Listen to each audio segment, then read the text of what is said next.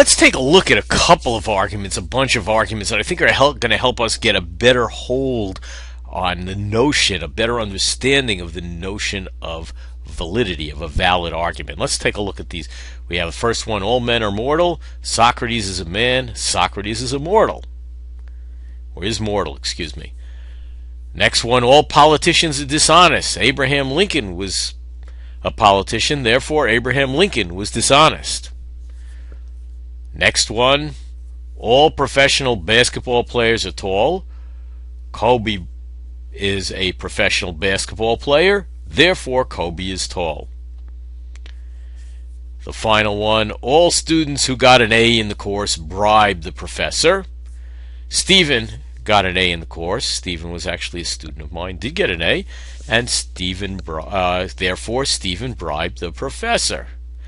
Now we notice that there seems to be something very, very, very similar about all of these arguments, except the first one we think is a good argument. The second one we're always worried about because, ever since we were little kids, Abe Lincoln, President Abraham Lincoln was known as Honest Abe, so he wasn't dishonest. And the other thing, it's not all professional basketball, we were worried about that inference, not all professional basketball players are tall. I mean, if we're talking about Kobe Bryant, we don't know. This could be his, some other guy, Kobe Smith, who's a 5'7" basketball player. So we just don't know. Don't know if that's a good one.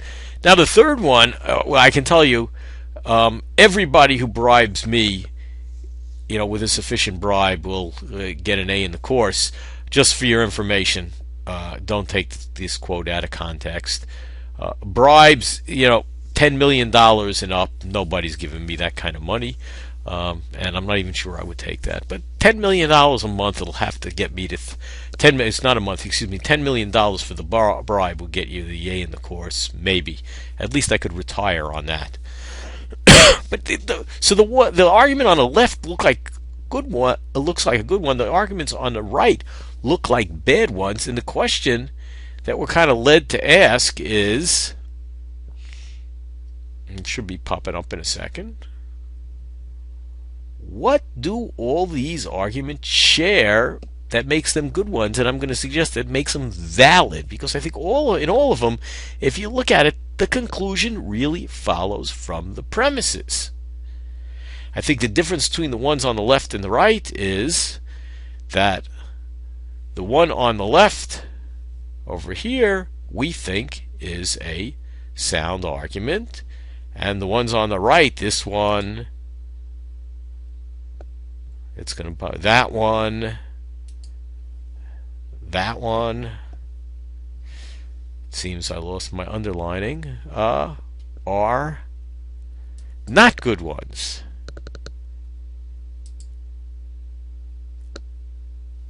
And I think the big difference is the one on the left is sound. It is both valid and all of the premises are true. The ones on the right, by contrast, are clearly all valid, but I think they're not good arguments because they're not sound. That is, they all seem to have false premises. But nonetheless, the connection for the ones on the right, the connection between the premises and the conclusion is a good connection. And let's turn now to seeing what that amounts to.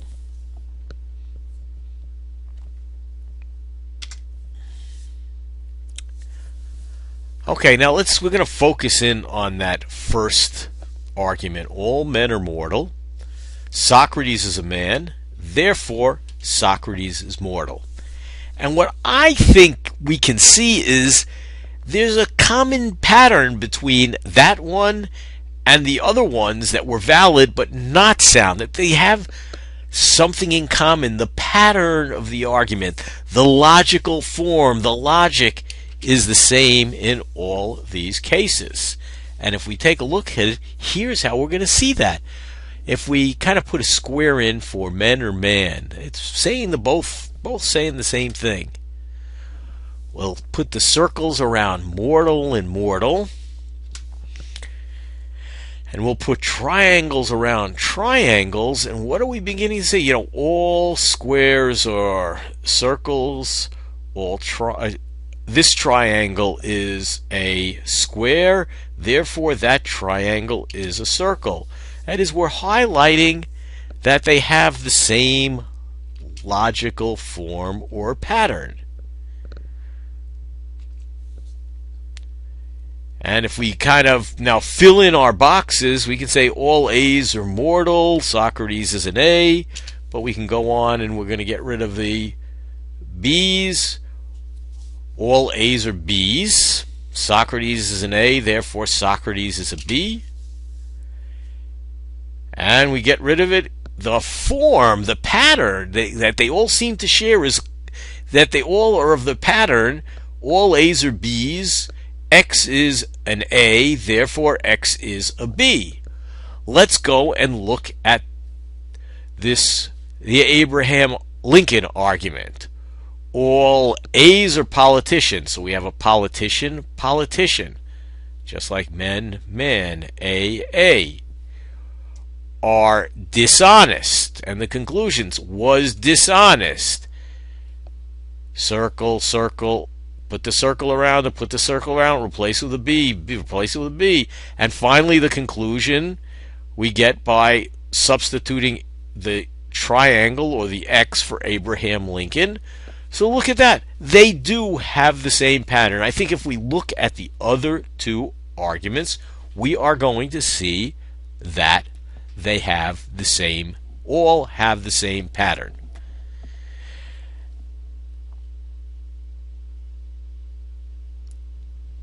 Now, I want to suggest another method of testing for validity. The other one, kind of a hit or miss. You have to be able to think. You have to be able to find the right case. And what happens, if you kind of miss the case and you get it wrong? And I think there's a way that the study of logic helps you get to understand which patterns of argument are valid and which ones aren't.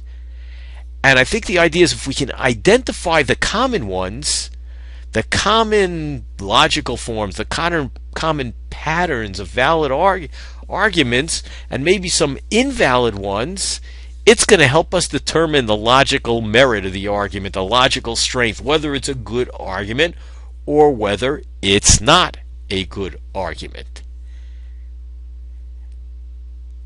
And in addition to which, remember, what we're trying to learn how to do is not only evaluate other people's arguments, but we're trying to make good arguments. It's also going to teach us something. That is, if we follow these patterns, the good patterns, we're at least making logically strong arguments, and if we follow the bad patterns, we're making some big mistakes.